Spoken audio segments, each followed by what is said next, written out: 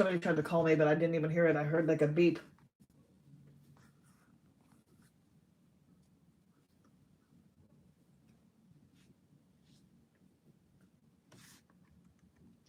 Now, Al Capone was born in the Brooklyn, New York, which is a borough.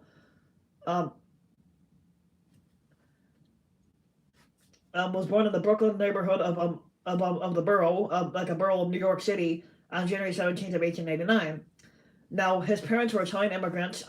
Lady named Teresa, born in 1867 and died in 1952, and his father Gabriel was born in 1865 and died in 1920. They were both born in a small municipality outside of Naples in the province of Salerno, Italy. His father was a barber and his mother was a seamstress. Now, Capone's family had immigrated to the United States in 1893 by ship, first going through the port of Fiume, Austria-Hungary, which is modern-day Croatia now. And the family settled at 95 Navy Street in the Brooklyn Navy Yard. When Capone was 11 years old, he and his family moved to 38 Garfield Place in Park Slope, Brooklyn. Now, Capone's parents had 9 children altogether. James Vincenzo Capone, who later changed his name to Richard Hart and became a prohibition agent in Homer, Nebraska. Raphael James Capone also. My name is it's an Irish meaning.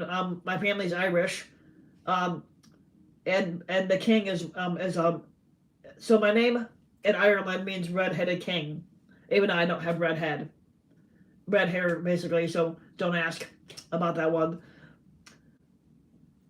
Raphael James Capone, also known as Ralph Capone or Bottles, who took charge of his brother's beverage industry.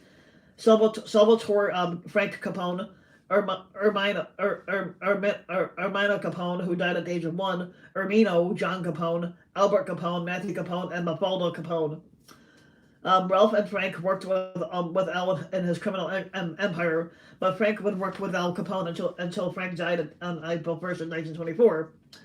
Ralph ran Al's bootlegging companies, both legal and illegal, early on, and was the front man for the Chicago outfit until he was imprisoned for tax evasion in 1932. Now, Capone did show promise as a student, but he had trouble with the rules of a strict parochial Catholic school.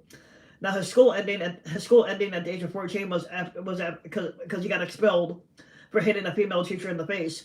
Now, Capone would work various odd jobs around Brooklyn, including the candy store and a bowling alley. From 1916 to 1918, he played semi-professional baseball. Following this, Capone was influenced by gangster Johnny Torrio, who he came to regard as a mentor. At the age of 19, on December 30th of 1918, Al Capone married Mae Josephine Coughlin at the age of 19 on December 30th of 1918.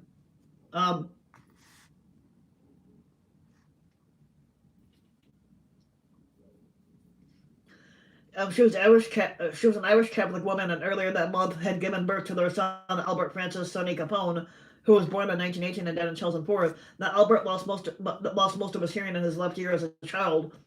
But Capone was under the age of 21, and his parents had to consent in writing to the marriage. But by all accounts, the two had a very happy relationship until he died.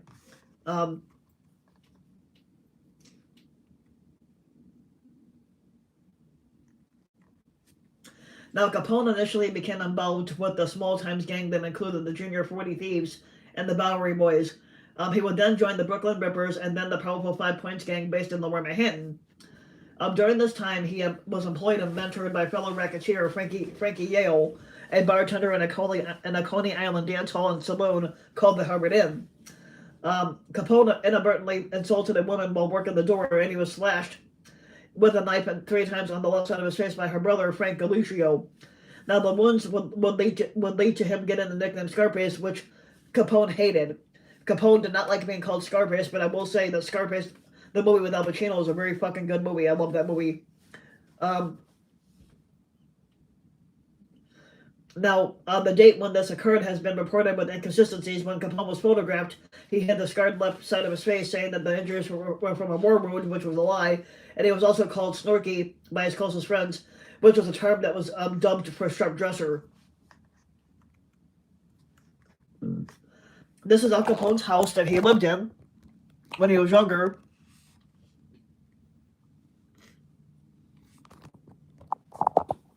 And I did mention earlier that the house was kind of cheap back then. That was pretty cheap to buy them. In 1919, Capone left New York City for Chicago at the invitation of Johnny Torrio, who was imported by a crime boss, James Big Jim Colosimo, as an enforcer. Capone began in Chicago as a bouncer at a brothel, which was thought to be most likely where he contracted syphilis because he was fucking everybody in sight. That's how a lot of gangsters did it. Now, Capone was aware of being infected at an early age, and a timely use of sulfasarin probably could have cured the infection, but he apparently never sought treatment for it. Now, between the years of 1920 and 23, Capone purchased a two-flat, six-bedroom building on a 68-foot wide double lot that was built in 1905, and he moved into the neighborhood on August 8th of 1923. Oh shit, fucker. Okay, fucker. Okay, gotta fix that. And he moved in on August 8th of 1923. At 7244 South Prairie Avenue in the Park Manor neighborhood in Greater Grand Crossing, Chicago, for $5,500. That was pretty cheap back then. Houses never go for that much anymore. The seven bedroom, six bath house, the seven bedroom, I think it's 7 bedroom, 5 bath house that I live in now, is $360,000 to buy the house outright. As originally reported in the Chicago Tribune, hijacker Joe Howard was killed on May 8th of 1924 after he tried to interfere with the Capone Torrio bootlegging business. In a 1936 article highlighting Capone's criminal career, the Tribune erroneously reported the date as May 7th of 1923. In the early years of the decade, Capone's name began appearing in newspaper sports pages where he was described as a boxing promoter. Now, Torrio took over Colosimo's criminal empire after the latter's murder on May 11th of 1920, in which Capone was suspected of being involved. Yes, it is. No, I'm not.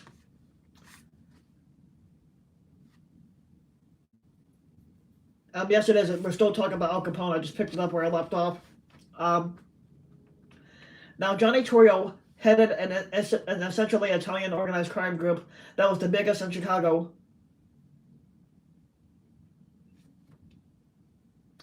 That was the biggest in Chicago, with Capone as his right-hand man. Now, Johnny Torrio was weary of being drawn into gang wars and tried to negotiate agreements over territory between rival crime groups.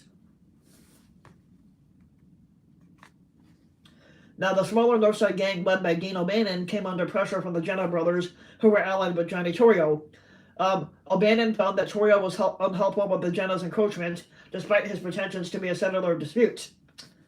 In a fateful step, Johnny Torrio arranged the murder of O'Bannon at his flower shop on November 10th of 1924. Now, this placed yes, I do. I like them when they're cut up and on sandwiches. In a fateful step, Johnny Torrio arranged the murder of O'Bannon, like I was saying, at his flower shop on November 10th of 1924.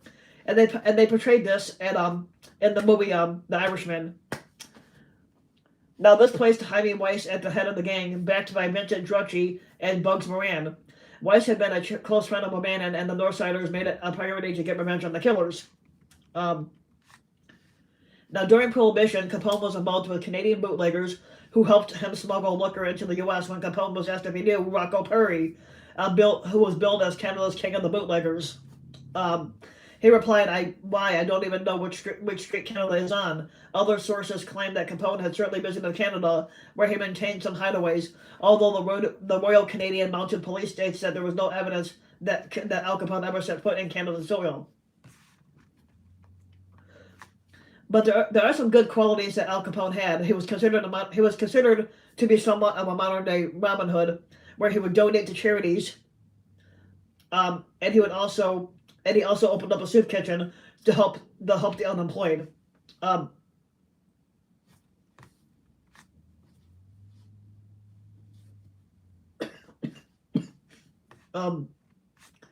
ambush in January of 1925 left Capone shaken but unhurt. But 12 days later, Torrio was returning from a shopping trip and he was shot several times. After recovering,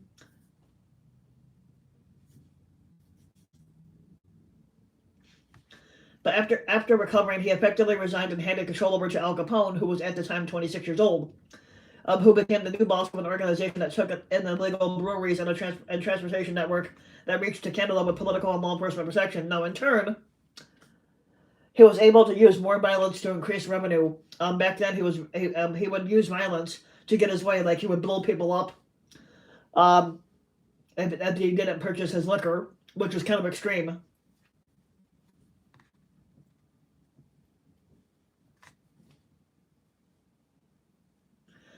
And now any establishment that refused to purchase liquor from Capone often got blown up by bombs, and as many as 100 people were killed in such bombings during the 1920s. Which, like I said, is kind of extreme to blow people up. Modern gamer, there is a gaming community where they just talk shit. Since I don't play video games, I'm not sure what kind of gaming community he's talking about. Um, Now, rivals saw Capone as responsible for the proliferation of brothels in the city. Um, now, Capone often enlisted the help of local members of the black community in his operations. Like jazz musicians Milt Hinton and Lionel Hampton had uncles who worked for Capone on Chicago's South Side. Al Capone was a fan of jazz music. And Capone once asked clarinetist Johnny Dawes to play a number that Dawes did not know. I'm not part of the LGBT community. I'm not gay. Um, Al Capone split a $100 bill in half and told Dawes that he would get the other half when he learned to play that particular instrument or that number. And Capone also sent two bodyguards to accompany jazz pianist Earl Hines on a road trip. And here's the picture of the unemployed line when Al Capone opened up his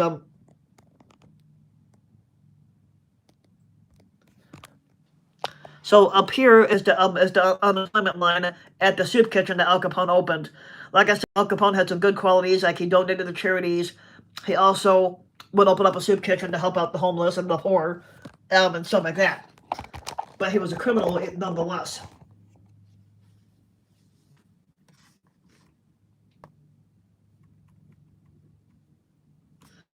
Capone would indulge in custom suits, cigars, gourmet food and drinks, and female companionship. He was particularly known for his flamboyant and costly jewelry. His favorite responses to questions about his activities were, "I'm just a businessman. I'm giving the people what they want, and all I do is satisfy a public demand." And Capone had become a national celebrity and talking point. Um, now Capone Now Capone based himself in Cicero. Yes. Now Capone based himself in Cicero, Illinois, after using bribery and widespread intimidation to take over town council elections, making it difficult for the Northsiders to target him. Making it and Capone's driver was found tortured and murdered, and there was an attempt on Weiss's life in the Chicago Loop.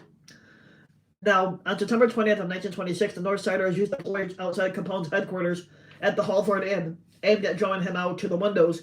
The gunmen and several cars then opened fire. No, I am not. I hate Trump. Um,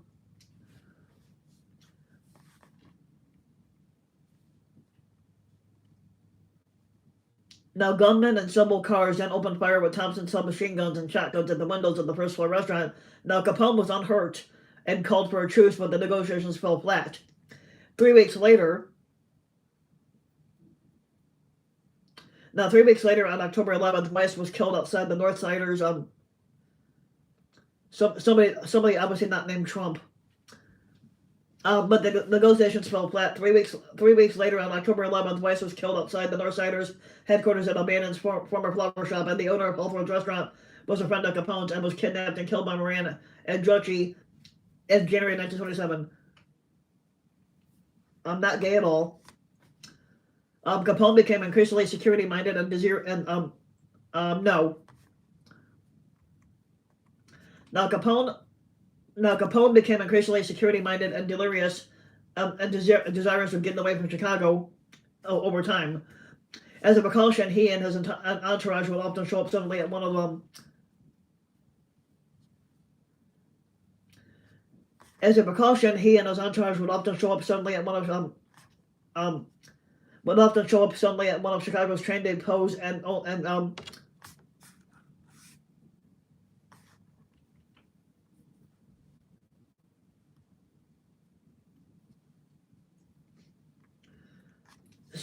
his entourage would often show up suddenly at one of Chicago's train depots and buy up an entire Pullman sleeper car on a night train to Cleveland, Omaha, Kansas City, Little Rock, or Hot Springs, Arkansas, where they would spend a week in luxury hotel suites under different names.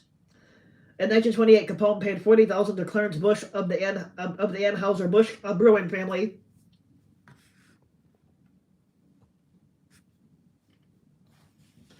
I agree to send all the Trump supporters packing. I was like, the Trump supporters need to be sent packing to wherever the fuck they need to go to. Um, Now, but that's totally different. That's totally not on the stream topic today. Um, and they had a 10,000 square foot warehouse or home at 93 Palm Avenue on Palm Island, Florida, between Miami and Miami Beach, which is what Al Capone brought. He had a feud with Aiello. In November of 1925, Antonio Lombardo, who was Al Capone's consigliere, which is like a lawyer, and he was named head of the Union Siciliana, a Sicilian American benevolent society that had been corrupted by gangsters. In a period that Joe Aiello, who had wanted the position himself, believed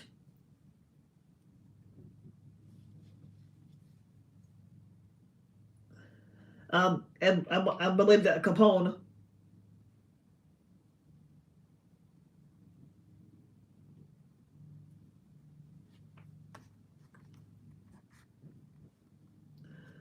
so in the period of Joe Aiello, who had wanted the position himself, believed that Capone was responsible for Lombardo's ascension, and he resented the non-Sicilians' attempts to manipulate affairs within the Union. Aiello severed all personal and business ties with Lombardo, and he entered into a feud with Al Capone.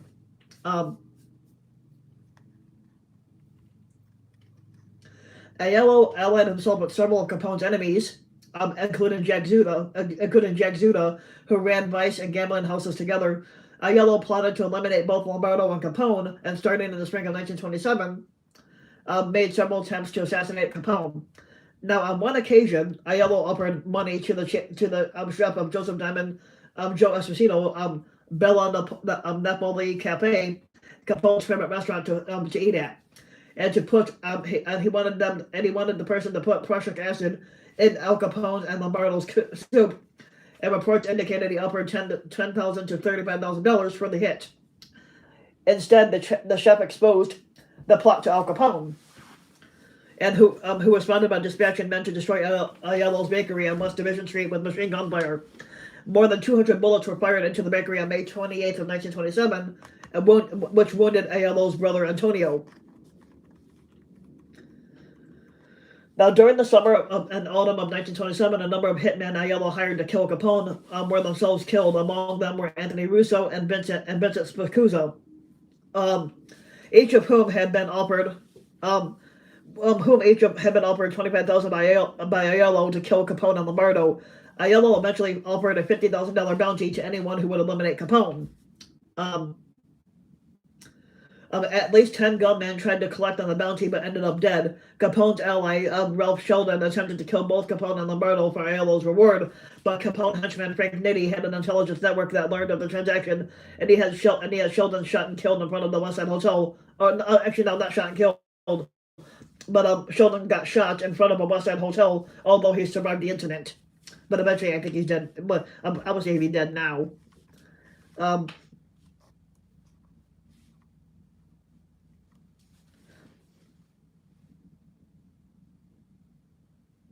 Yeah, that's the only bad thing. I'm surprised. You would think with all this criminal activity that he'd be arrested for all the shit he did. He should have been arrested for over 100 different murders, but that's not what he was arrested for. That's actually what's surprising. But like I said, like I was saying earlier, before my video got interrupted by somebody calling me, if you have a recommendation on a video, let me know what you want me to do a video on, and I'll get to it. I know Wonder Gamer, you said Marcus Aurelius, but what other ones would you want me to do videos on? Just send me them so I can just send it to me in the chat messenger, and we'll get to them as soon as we can. But I'm thinking about we don't like Trump and we don't like ICE. We hate both. Um,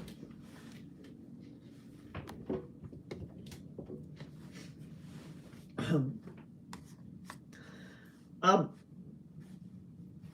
in November of 1927, Ayala organized. We don't. In November of 1927, Ayala organized machine gun ambushes across from Lombardo's home and a cigar store that was frequented by Al Capone.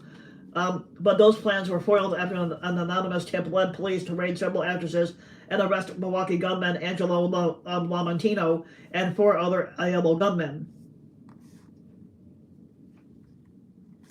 After the police discovered receipts for the apartments in Lamontino's pockets, he had confessed that Ayala had hired him to kill Capone and Lombardo, leading the police to arrest Ayala himself and bring him to the South Clark Street police station.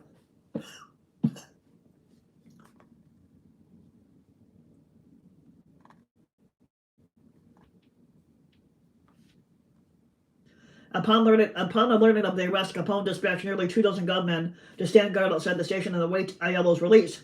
Now, the men made no attempt to conceal their purpose there, and reporters and photographers had rushed to the scene to observe Ayala's expected murder, which didn't happen. I don't think right away.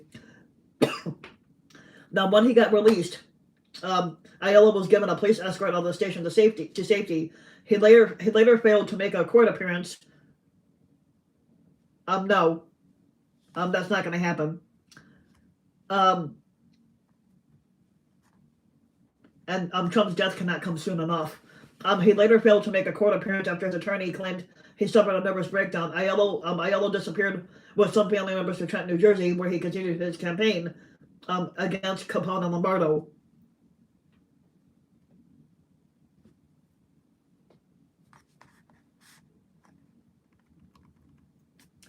Now, of course, um, now, with Al Capone, he did have some political alliances. The Chicago politicians had long been associated with questionable methods, and even newspaper circulation wars. But the need for bootleggers to have protection in City Hall introduced a far more serious level of violence and graft. Um, the Capone is generally seen as having an appreciable effect in bringing about the victory of Republican mayoral candidate William Hale Thompson, who had campaigned on the platform of not enforcing prohibition, and at one time hinted that he'd be open.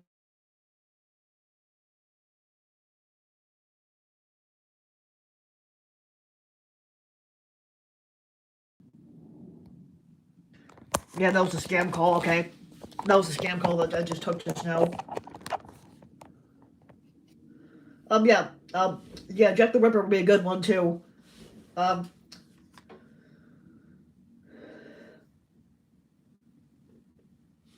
Now, according to Thompson, Thompson allegedly accepted a contribution of $250,000 from Capone. Now, Thompson beat Democratic candidate William Emmett Dever in the 1927 mayoral race by a relatively slim margin. Now, on the day of the pineapple primary on April 10th of 1928, voting booths were targeted by Capone's bomber James Castro and wards where Thompson's opponents were thought to have support, um, causing the deaths of at least 15 people. Um, Castro was accused of murdering lawyer Octavius Granati, an African American who challenged Thompson's candidate for the black vote and was chased through the streets on polling day by cars of gunmen before being shot to death.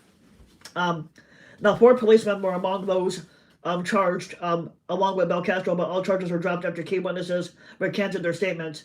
An indication of the attitude of local law enforcement toward Capone's organization came in 1931 when Castro was wounded in a shooting, and police suggested to skeptical journalists that Castro was an independent operator. Um, in 1929, reports by the New York Times connected Al Capone to the 1926 murder of Assistant State Attorney William H. McSwiggan, the 1928 murders of Chief Investigator Ben Newark, and former mentor Frankie Yale. Um, Now, St. Valentine's Day Massacre was a very popular thing that damaged Al Capone's image.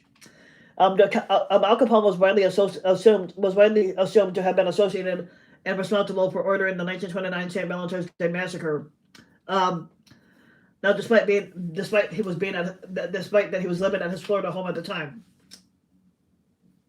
Now, the massacre was an attempt to eliminate Bugs Moran, who was the head of the Northside Gang, and the motivation for the plan may have been the fact that some expensive whiskey was legally imported from Canada via the Detroit River and was stolen while it was being transported to Cook County, Illinois.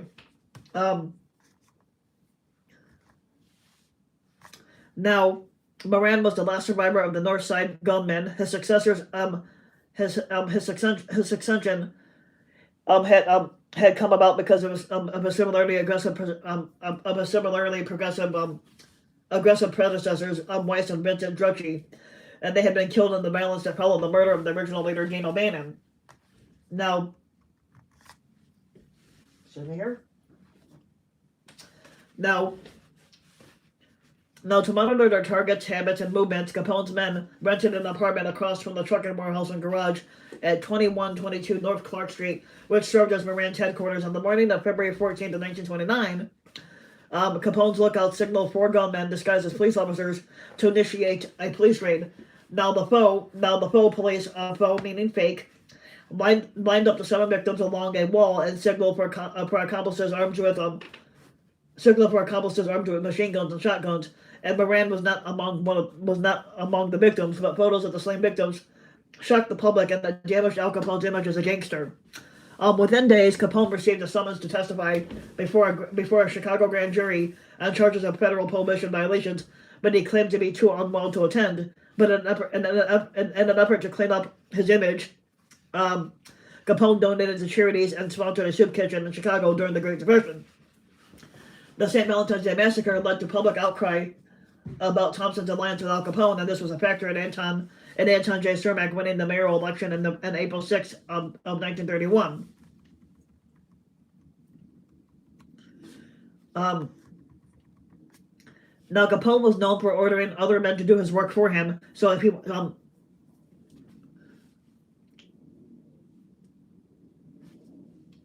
Now, Al Capone was known for ordering other men to do his dirty work, so if he wanted somebody killed, he wouldn't do it himself. He would hire somebody to do it for him, which is a great way to think about it. If you didn't want to get blood on your hands, then they couldn't trace the murder back to you unless somebody confessed.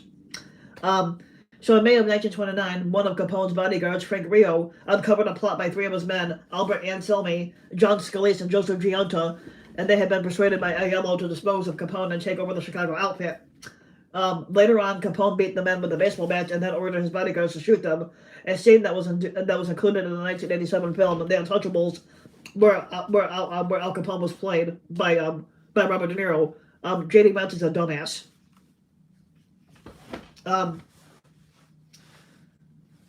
Deirdre Baer, along with writers and historians such as William Elliott Hazelgrove, have questioned the veracity of this claim. Now, Baer questioned why 3 chain killers would sit quietly and let this happen, while Hazelgrove stated that Capone would have been hard-pressed to beat 3 men to death with a baseball bat, and that he would have instead let an enforcer perform the murders. Now, however, despite claims that the story was first reported by author Walter Noble Burns, in his 1931 book, The One-Way Ride, The Red Trail of Chicago Gangland from Prohibition to Jake Lingle, Al Capone biographers Max Allen Collins and A. Brad Schwartz have found nothing yet. I don't know. Now, Collins and Schwartz suggest that similarities among reported versions of the story indicate a basis in truth, and that the outfit deliberately spread this tale to enhance Capone's fearsome reputation. Now, George Meyer, an associate of Capone's, also claimed to have witnessed both the planning of the murders and the event itself. Now, in 1930, upon learning of Aiello's continued plotting against him, Capone resolved to finally eliminate him. In the weeks before Aiello's death, Al Capone's men tracked him to Rochester, New York, where he had connections to Buffalo crime family boss Stefano Magaddino, and he plotted to kill him there. But Aiello returned to Chicago before the plot could be executed. That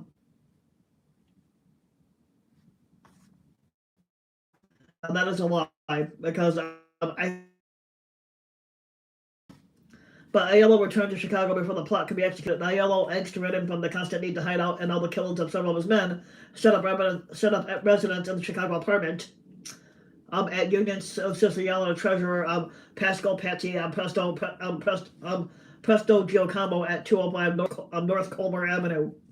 Um, on October 23rd, upon exiting Presto Giacomo's um, building to enter a taxi cab, a gunman in a second floor window across the street started firing at Aiello with a submachine gun. Now, the Aiello was said to have been shot at least 13 times before he tumbled off the building steps and moved around the corner, attempting to move out.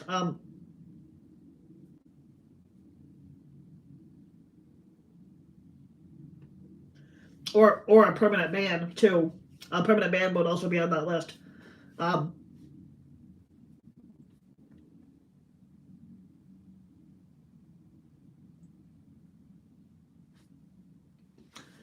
um, Aiello was said to have been shot at least 13 times, like I said, before toppling over, and instead he moved directly into the range of a second machine gun that he did not notice, positioned on the third floor of another apartment block, and he was subsequently murdered.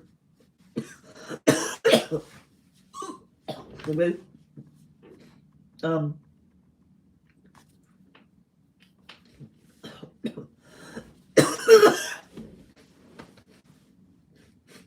hold on a second.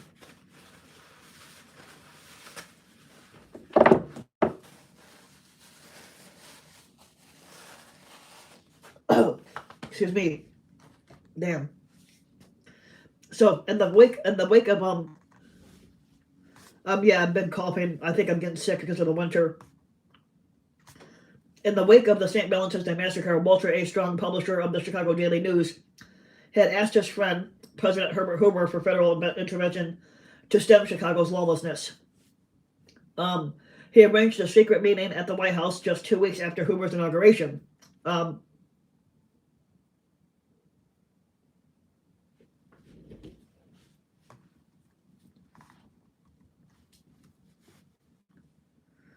Now, March 19th of 1929, Strong, joined by Frank Loesch of the Chicago Crime Commission, and Larry Bell made their case to the president. In Hoover's 1952 memoir, the former president reported that Strong, he's being racist. He basically is talking about Mexicans because he wants tacos, and he says, "Oh, I can't find one."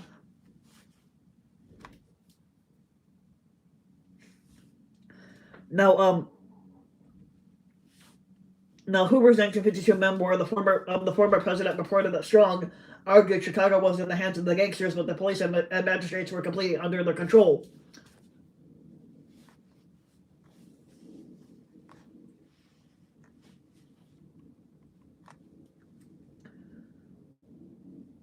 Now that the federal government was the only force by which the city's ability to govern itself could be restored, now at once it was directed that the federal agencies concentrate upon Al Capone and his allies, but that meeting launched a multi-agency attack on Capone, Treasury, and Justice Departments developed plans for income tax prosecutions against Chicago gangsters and a small elite squad of Prohibition Bureau agents whose members included Elliot Ness. Elliot Ness was the guy that tried to track down Al Capone.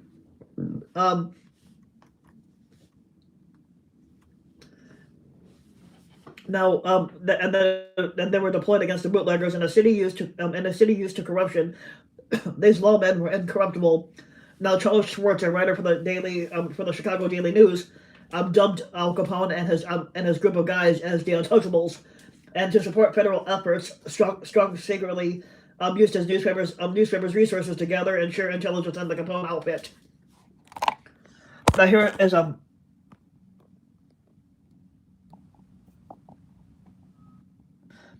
actually it kind of is. Now here's Al Capone. Now Al Capone. This is Al Capone's jail cell at the now decommissioned Eastern State Penitentiary in Philadelphia, where he spent about 9 months. Down here is the. I don't care for him. He's a white supremacist anyway, so no, I wouldn't care about him. Now here's the picture down here of Al Capone's mugshot when he got arrested.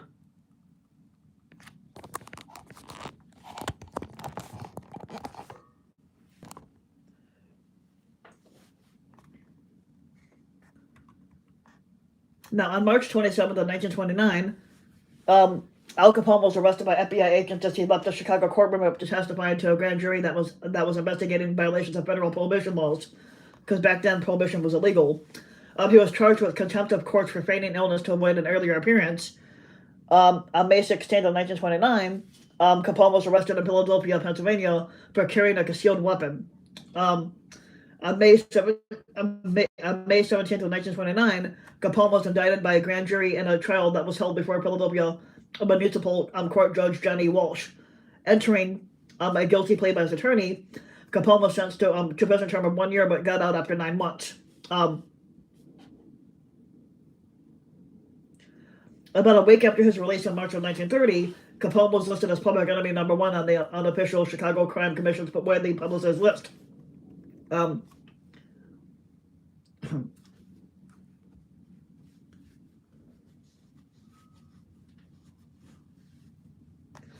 Just the way you're saying it sounds racist anyway.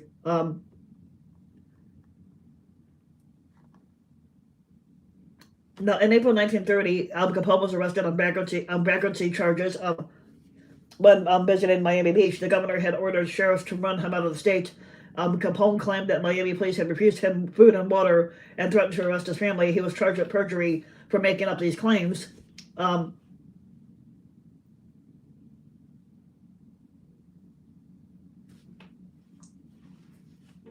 Actually, it's not.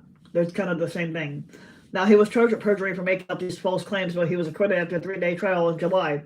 Now, in September, a Chicago judge issued a warrant for Capone's arrest on charges of vagrancy and then used the publicity to run against Thompson in the Republican primary.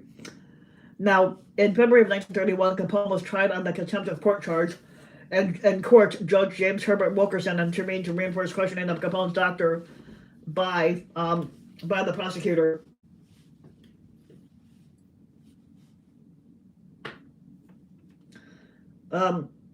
Intervened to reinforce questioning of Capone's doctor by the prosecutor. Wilkerson sentenced Al Capone to 6 months, but he remained free while on the appeal of the contempt conviction. Now, in February of 1930, Capone's organization was linked to the murder of Julius Rosenheim, who served as a police informant in the Chicago outfit for over 20 years. U.S. Assistant Attorney General Mabel Walker Willebrand is said to have originated the tactic of charging obviously wealthy crime figures with federal tax evasion on the basis of their luxurious lifestyle. In 1927, the U.S. Supreme Court ruled in the United States v. Sullivan that the approach was legally sound, and illegally earned income was subject to income tax. Now, the key to Capone's conviction on tax charges was not his spending, but proving his income, and the most valuable evidence is in that regard originated in his offer to pay tax. Ralph, his brother and gangster in his own right, was tried for tax evasion in 1930, and no, I am not. I'm not gay at all, never will be. Well,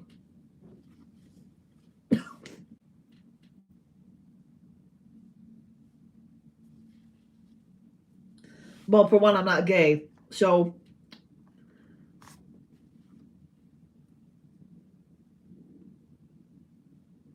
now, Al Capone's brother Ralph was tried for tax evasion in 1930. Ralph spent the next 18 months in prison after being convicted in a 2-week trial over which Wilkerson presided over. Now, here is a list, and it's kind of hard to read it, but this is Al Capone's FBI criminal record in 1932, showing most of his criminal charges, even though a lot of them were discharged or dismissed.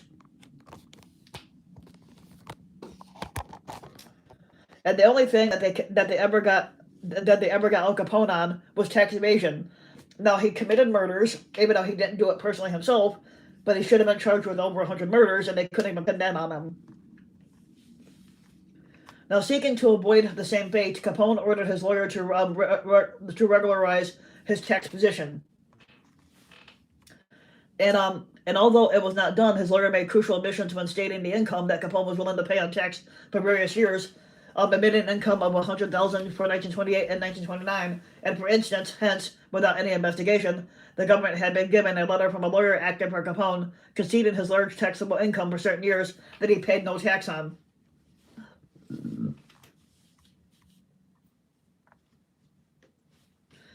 On March 13th, yeah, I don't either. On March 13th of 1931, Capone was charged with income tax evasion for 1924. Um, in a secret grand jury on June 5th of 1931. Um, probably because they don't like the fact that you're a Trump supporter. That's why. Um, Capone was charged with income tax evasion for 1924, and on June 5th of 1931, Capone was indicted by a federal grand jury on 22 different accounts um, of, um, of income tax evasion from 1925 up until 1929. Um, Actually, no, it's the truth. A lot of people don't want to be friends with Trump supporters. Um,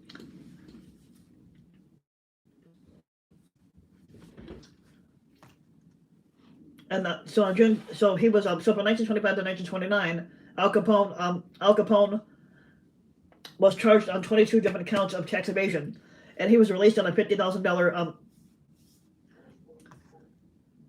Now he was released on a $50,000 bail. Capone was then indicted on 5,000 violations of the Volstead Act, which is another name for the prohibition laws. Now, on June 16th of 1931, at the Chicago Federal Building in the courtroom of Wilkerson, Capone pleaded guilty to income tax evasion and the $5,000 Volstead Act violations of as Part 2. I'm not a Democrat either. I don't associate with any party.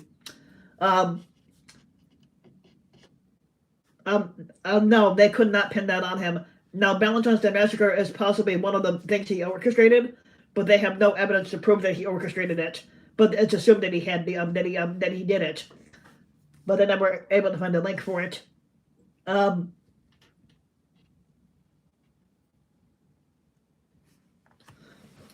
I don't know for sure. But it's rumored that he bombed people that led up to 100 deaths. But who knows about that?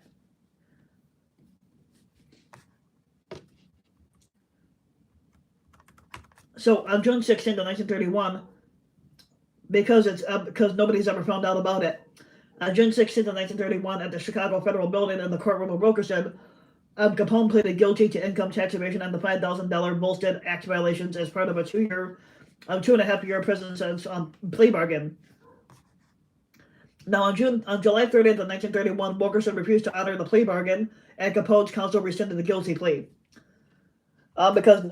Because you have to have DNA and you have to have evidence of witnesses, and there was nobody that was willing to come forward against Capone, knowing how dangerous and corrupt he was. I don't think he knows. That's why. On the second day of the trial, Wilkerson deemed that the 1930 letter to federal authorities could be admitted into evidence, overruling objections that a lawyer could not confess for his client. Now, Wilkerson later tried Capone only on the income tax evasion charges, as he determined that they took precedence over the Volstead Act charges anyway.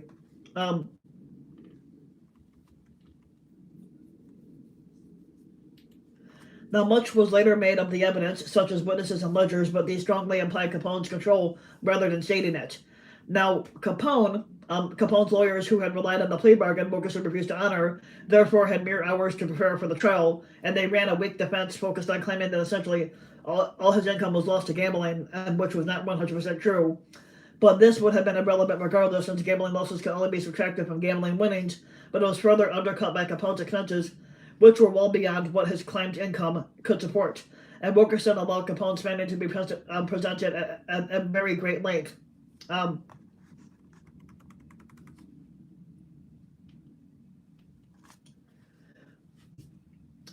government charged Al Capone with a tax evasion of $215,000 in taxes and a total income of $1,038,654 during the 5-year period.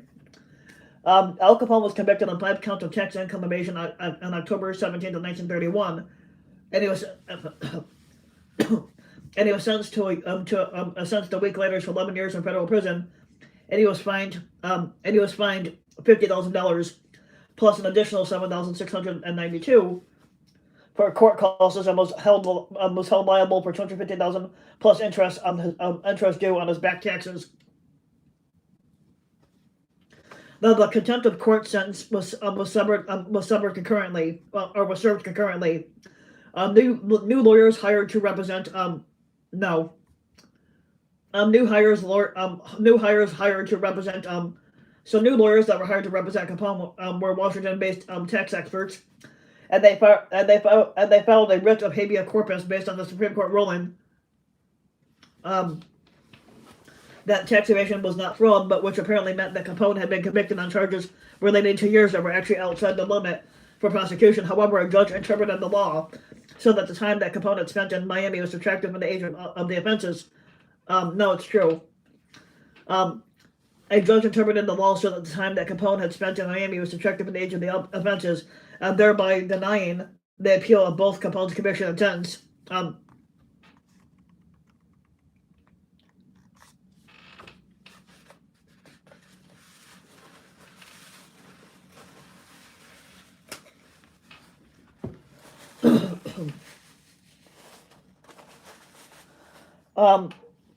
So Al Capone was sent to Atlanta U.S. Penitentiary in May of 1932 at the age of 33. Upon his arrival, Al Capone was diagnosed with syphilis and gonorrhea.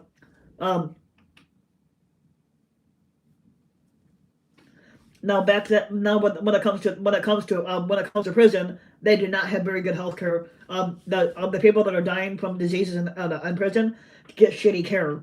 And but the good thing is that it's only free, but you don't get the best care at all. Morris Rudensky was formerly a small-time criminal associated with the Capone gang and found himself becoming a protector for Al Capone. The conspicuous protection by Rudensky and other prisoners drew accusations from less friendly inmates, and it fueled suspicion that Capone was receiving special treatment.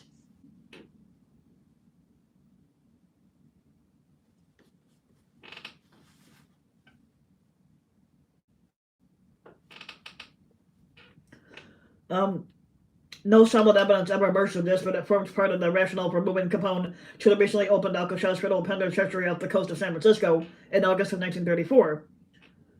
On June 23rd, 1936, Capone was stabbed and superficially wounded by fellow Alcatraz inmate James C. Lucas. Now here, the top picture right here is the Alcatraz prison, which is no longer open.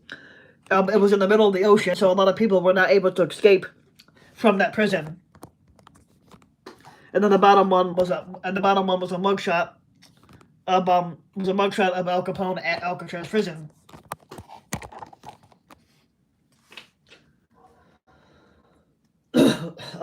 Now, due to his good behavior, Capone was permitted to play banjo on the Alcatraz prison band, the Rock Islanders, which gave regular Sunday concerts for other inmates. Now, Capone also transcribed the song Madonna Mia. Madonna Mia created his own arrangement as a tribute to his wife May. At Alcatraz, Capone's decline became increasingly evident as neurosyphilis progressively eroded his mental faculties. His formal diagnosis of syphilis on the brain was made in February of 1938, and he spent the last year of his Alcatraz prison in the hospital section confused and disoriented. Now, Capone completed his term in Alcatraz on January 6th of 1939, and he was transferred to the Federal Correctional Institute at Terminal Island in California to serve out the rest of his sentence for contempt of court. And he was paroled on November 16th of 1939 after his wife May appealed to the court based on his reduced mental capacities.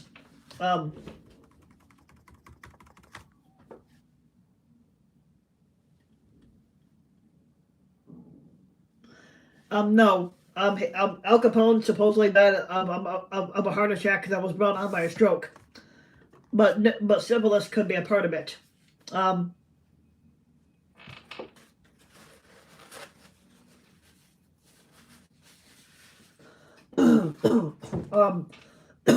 Excuse me.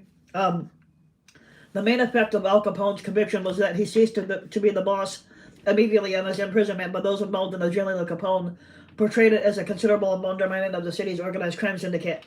Now, Capone's underboss, Frank Nitti, took over as the boss of the outfit after his release from prison in March of 1932, having also been convicted of tax evasion charges. Now, far from being smashed, the outfit continued without being troubled by the Chicago police, but at a lower level and without the open violence that had marked Capone's rule. Now here's a picture of Al Capone's inmate file from when he served in Alcatraz. Right here is an inmate file. That's what it's supposed to look like.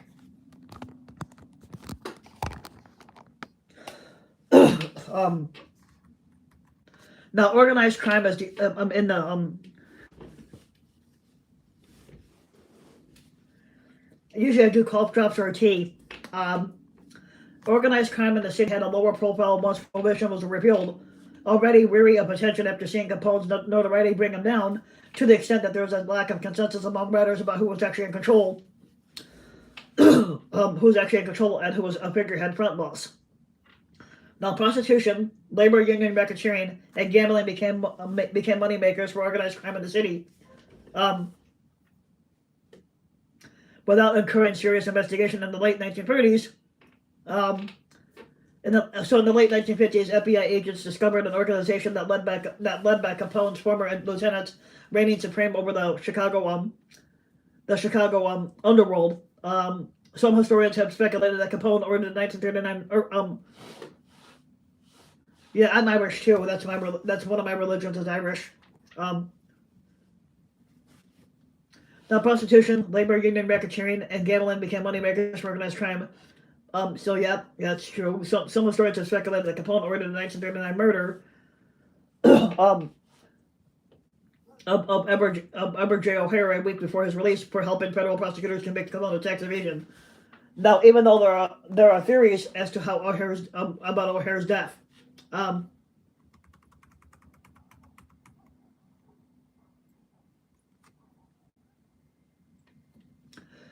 Due to his failing health, Al Capone was released from prison on November 16th, 1939, and he was referred to Johns Hopkins Hospital in Baltimore for the treatment of syphilitic psoriasis. Because of his unsavory reputation, Johns Hopkins refused to treat him. But Baltimore's Union Memorial Hospital did. Now, Capone was grateful for the compassionate care that he received, and he donated 2 Japanese weeping cherry trees to Union Memorial Hospital in 1939.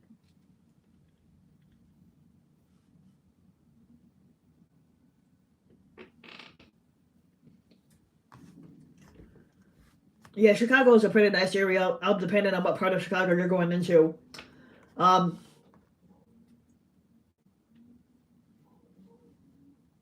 after a few weeks of inpatient and outpatient care, on March 20th of 1940, a very sickly Al Capone left Baltimore and traveled to his mansion in Palm Island, Florida.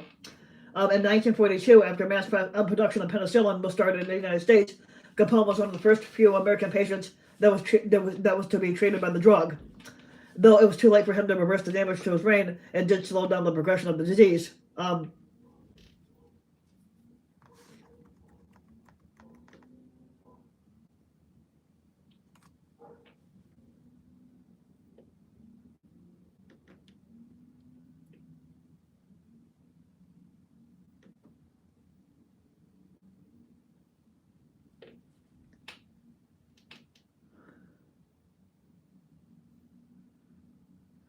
No, and in 1946, his physician. Oh, Midway is down the street from where I live at. So yeah, you'll be right close to my house when you come to visit. Um,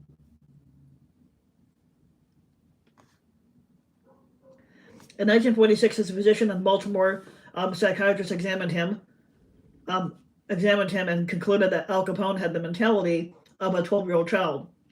Now, he spent the last years of his life at his Palm Island mansion, spending time with his wife and grandchildren.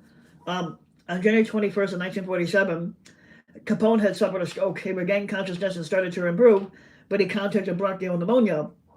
Now, he suffered a cardiac arrest on January 22nd, and on January 25th, he died surrounded by his family in his home after his heart gave out. His body was transported back to Chicago a week later, and a private funeral was held. He was originally buried at Mount Olivet Cemetery in Chicago, but in 1950, Al Capone's remains, along with his father and his mother and his brother, were all moved to Mount Carmel Cemetery in Hillside, Illinois.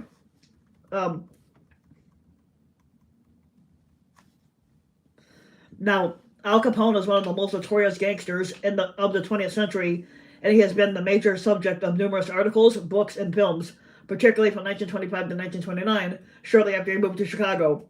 He enjoyed his status as the most notorious mobster in the country, and he cultivated a certain image of himself in the media that made him a subject of fascination. That is all for today. I hope you guys enjoyed the video. I just picked it up where I left off at and had to redo it. I hope you guys enjoyed, but make sure to hit that like and subscribe button for more videos like this, and let me know what you guys want me to do a video on, and everything else, and I'll get to them as soon as possible. So make sure to hit the like and subscribe, and also if you want, also there's a section on my YouTube channel to donate if you want to. You don't have to. I'm not gonna force it. But I hope you guys enjoyed, and I'll be back next week.